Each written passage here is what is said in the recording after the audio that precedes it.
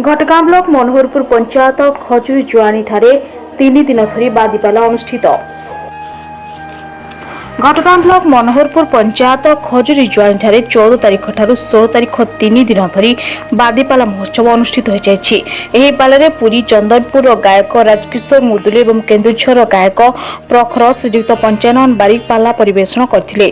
Grammar सभापति कीर्तन बिहारी नायक मानस दळे मंजुश्री मानस रंजनी पाला कार्यक्रम को तुलाइथिले। एही बादीपालार अंतिम दिन में घसीपुरा विधायक बद्रीनारायण पात्र, घसीपुरा निर्वाचन मंडली बीजेडी साधारण संपादक देवाशीष पात्र, युव नेता शेख इमरान खान, सिकन पाढ़ी, सुरेन्द्र जेना, 8 नंबर जोन रंजित नायक, ढेंकीकोटर कृष्णचंद्र बारिक प्रमुख उपस्थित रही एही बादीपाला को उपभोग करथिले। घटगांव अशोक कुमार महाकुट रिपोर्ट, जागृति लाइव मीडिया।